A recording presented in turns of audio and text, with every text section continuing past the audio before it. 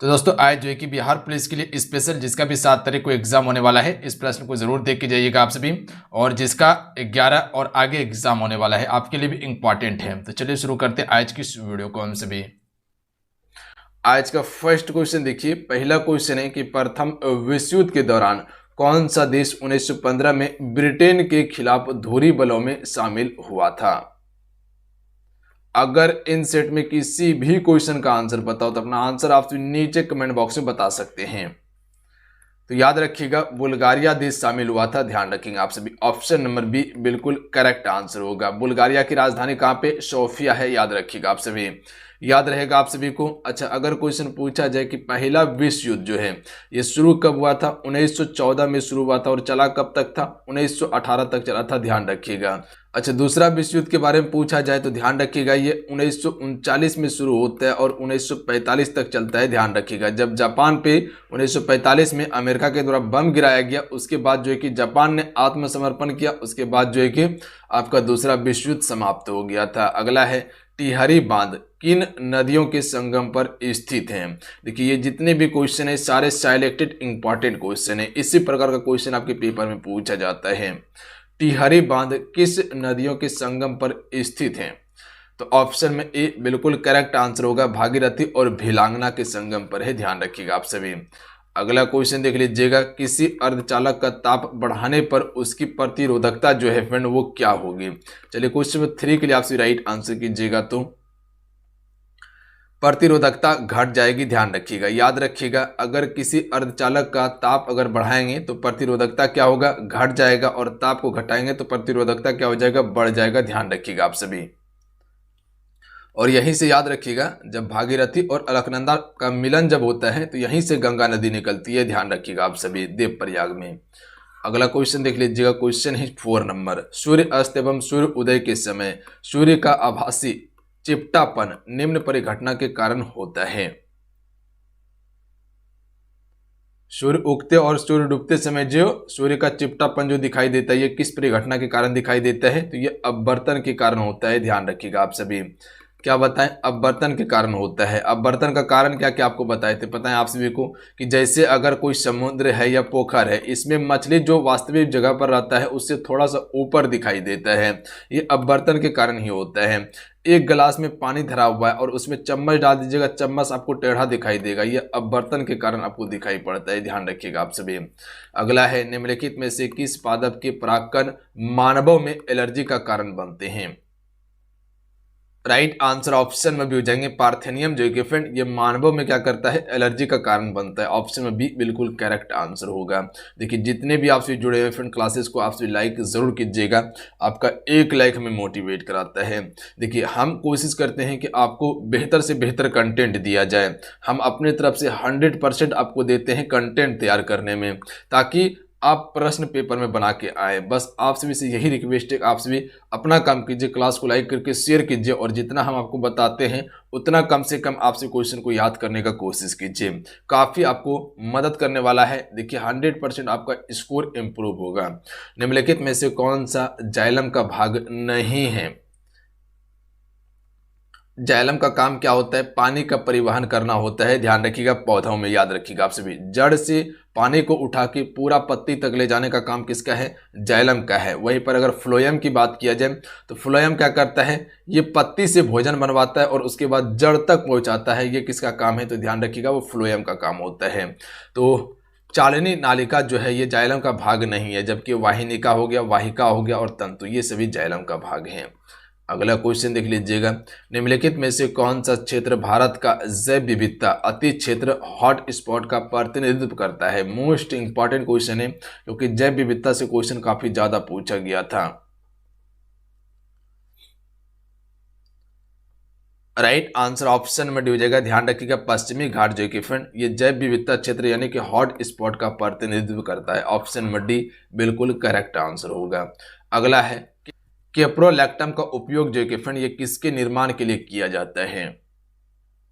Right answer option में हो जाएगा नायलॉन 6 का निर्माण करने के लिए हम सभी कैप्रोलैक्टम का उपयोग करते हैं। ऑप्शन नंबर ए बिल्कुल करेक्ट आंसर है। अगला है श्वेतलिंग कप किस खेल से संबंधित है। देखिए खेल से संबंधित आपके पेपर में क्वेश्चन पूछा जाएगा, तो श्वेतलिंग कप जो है फ्रेंड ये किस खेल से संबंधित है। Right answer option number D हो जाएगा। ध्यान रखिएगा टेबल टेनिस से संबंधित है सेफलिंग कप, ध्यान रखिएगा आप सभी। राइडर कप किससे संबंधित है, गोल्फ से संबंधित है राइडर कप, ध्यान रखिएगा आप सभी, याद रहेगा आप सभी को। अच्छा रंगास्वामी कप किससे संबंधित है, ध्यान रखिएगा हॉकी से संबंधित है। किससे है जी, हॉकी से रंगास्वामी कप संबंधित है। अच्छा आपसे ये बताइएगा कि हॉकी का जादूगर किसे कहा जाता है, प्लस में आपको ये बताना है कि आप सभी का राष्ट्रीय खेल दिवस कब मनाया जाता है। राष्ट्रीय खेल अपना क्या है, हॉकी है। 29 अगस्त को हम सभी क्या करते हैं, राष्ट्रीय खेल दिवस मनाते हैं। इसी दिन आपका मेजर ध्यानचंद्र का जन्म हुआ था, ध्यान रखिएगा आप सभी। उसी के जन्म दिवस पर हम सभी खेल दिवस मनाते हैं और ये हर एक वर्ष 29 अगस्त को मनाया जाता है। हॉकी का जादूगर हम सभी मेजर ध्यानचंद्र को कहते हैं। हस्तिनापुर का उत्खनन डैश के मध्य हुआ था, बस इसको सिर्फ याद रखिएगा, ज़्यादा इसमें दिमाग नहीं लगाना है। 1950 से 1952 ईस्वी में किया गया था हस्तिनापुर का उत्खनन, ध्यान रखेंगे आप सभी। नहीं भी याद कीजिएगा तो कोई दिक्कत नहीं है। जहाँ जहाँ बताएंगे कि इसको ये उतना इंपॉर्टेंट नहीं है, याद नहीं करना है, तो उसको सिर्फ एक बार नज़र में रखिएगा। निम्नलिखित में से किस लेंस का उपयोग करके मानव नेत्र के निकट दृष्टि दोष यानी कि मायोपिया की समस्या को ठीक किया जा सकता है। मोस्ट इंपॉर्टेंट है, यहाँ पर मायोपिया की बात किया गया है। इसमें क्या होता है मायोपिया में, तो इसमें निकट की वस्तु दिखाई देता है, दूर की वस्तु नहीं दिखाई देता है। और इसके इलाज के लिए हम सभी अवतल लेंस का प्रयोग करते हैं, ध्यान रखिएगा, क्योंकि दूर का वस्तु दिखाई नहीं देता है, तो दूर का वस्तु देखने के लिए हम सभी अवतल लेंस का प्रयोग करते हैं। वहीं पर बात किया जाए दूरदृष्टि दोष में, तो उसमें क्या होता है, दूर की वस्तु दिखाई देता है, निकट की वस्तु दिखाई नहीं देता है। तो इसके लिए हम सभी निकट की वस्तु देखने के लिए उत्तल लेंस लगाते हैं, ध्यान रखिएगा आप सभी। अगला क्वेश्चन देख लीजिएगा, निम्न में से कौन सी वस्तु हड़प्पा स्वस्थल से प्राप्त नहीं हुई है। अगर इसको नहीं भी याद कीजिएगा तो कोई दिक्कत नहीं है। सूती वस्त्र प्राप्त नहीं हुई है, जबकि मृद भांड हो गया, गहने हो गया और ताम्र शीशा हो गया, ध्यान रखिएगा आप सभी। अगला क्वेश्चन देख लीजिएगा, एक गैस CaO के साथ तो क्रिया करती है परंतु NaHCO के साथ नहीं, वह गैस कौन सा है। तो ये CO2 है, ध्यान रखिएगा आप सभी। ऑप्शन नंबर क्या हो जाएगा, ऑप्शन नंबर ए बिल्कुल करेक्ट आंसर होगा, ध्यान रखिएगा आप सभी। अगला है भारत के नियंत्रक एवं महालेखा परीक्षक को उसके पद से हटाने की प्रक्रिया नियम निम्नलिखित में से किसके सम्मान्य है।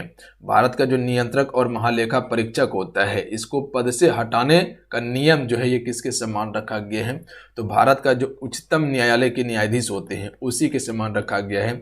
जैसे उच्चतम न्यायालय के न्यायाधीश को पद से हटाया जाएगा, उसी प्रकार से भारत के नियंत्रक एवं महालेखा परीक्षक को हटाया जाएगा। क्लियर है।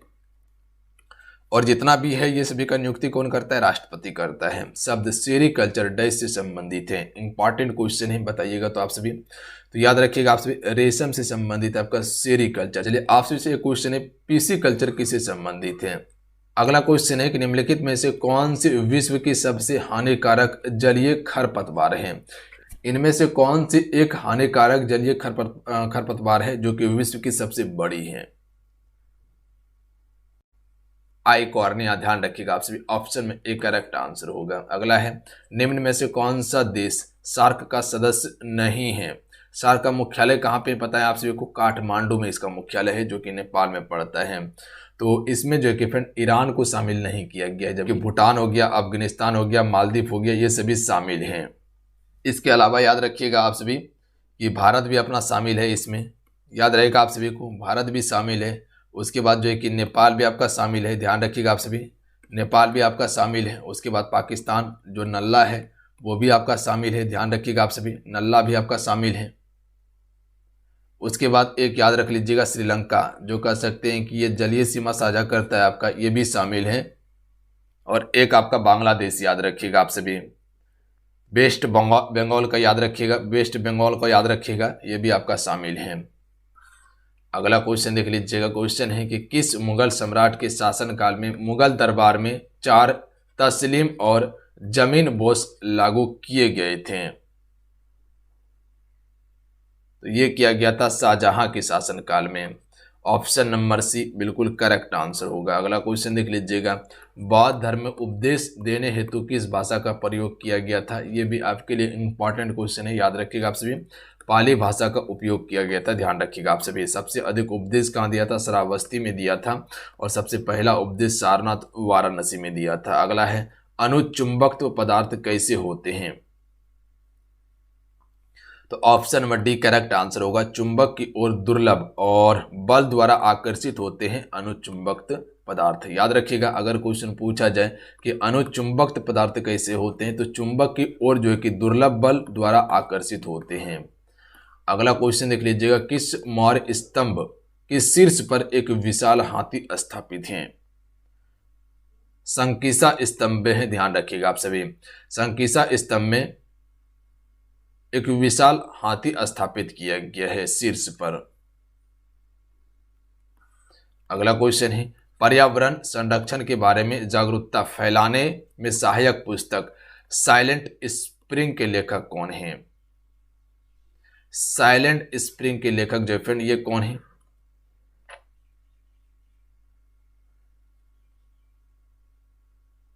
ऑप्शन में बी करेक्ट आंसर होगा। रेचल कार्सन जो कि फ्रेंड साइलेंट प्रिंस के लेखक है। ऑप्शन नंबर बी बिल्कुल करेक्ट आंसर होगा। अगला क्वेश्चन देख लीजिएगा, तेलैया बांध डैश नदी पर निर्मित है?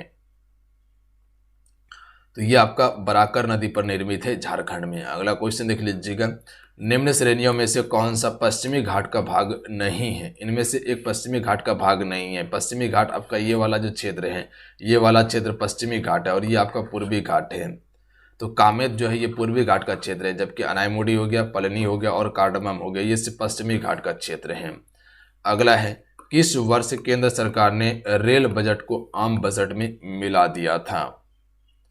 तो देखिए, रेल बजट को आम बजट में मिलाया था 17-18 में, ध्यान रखिएगा आप सभी। अगला है, कृष्णदेव राय ने अपनी माता के नाम पर विजयनगर के समीप किस उपनगर की स्थापना की? विजयनगर के संस्थापक कौन थे? याद रखिएगा, हरियर और बुक्का थे, जो कि 1336 ईस्वी में स्थापित किया गया था हरियर और बुक्का के द्वारा। इसकी राजधानी हम्पी थी। हम्पी इसकी राजधानी थी, ध्यान रखिएगा, तुंगभद्रा नदी के तट पर। नागलपुरम, याद रखेंगे आप सभी, नागलपुरम नामक जो कि उपनगर स्थापना किया गया था। अगला क्वेश्चन देख लीजिएगा, क्वेश्चन है कि पार्सेक इकाई है, किसकी इकाई है? तो ये दूरी की इकाई है। ऑप्शन में एक करेक्ट आंसर होगा। अगला है, भांखड़ा नांगल बांध किस नदी पर बनाए गए हैं? तो इसको बोल रहा था नागल, पर ये लूज हो रहा था, धीरे धीरे ये गलते जा रहा था। इसको बोल रहा था नागल, लूज हो रहा था, गलते जा रहा था, तो सतलुज नदी पर है, ध्यान रखिएगा। लूज होने के कारण क्या हो रहा था? गल रहा था, सतलुज हो जाएगा, बी करेक्ट आंसर होगा। अगला क्वेश्चन देख लीजिएगा, जोग या गोरसप्पा जलप्रपात जो है फ्रेंड ये कहाँ पर स्थित है? इसे हम सभी गोरसप्पा जलप्रपात भी कहते हैं। शरावती नदी पर स्थित है। Option number D correct answer होगा, ध्यान रखिएगा आप सभी। धुआंधार जलप्रपात याद रखिएगा, नर्मदा नदी पर स्थित है धुआंधार जलप्रपात। हीराकुंड अगर बात किया जाए, महानदी पर बनाया गया है। अगला है, जहान आरा द्वारा लिखित शेख मोइनुद्दीन चिश्ती की जीवनी कौन सी है? जहान आरा कीजिएगा आप सभी, जहान आरा के द्वारा लिखी शेख मोइनुद्दीन चिश्ती की जीवनी कौन सी है? ऑप्शन में एक करेक्ट आंसर हो जाएगा, मुनिस अल अखा इसकी एक जीवनी है, ध्यान रखिएगा। ऑप्शन में एक करेक्ट आंसर होगा।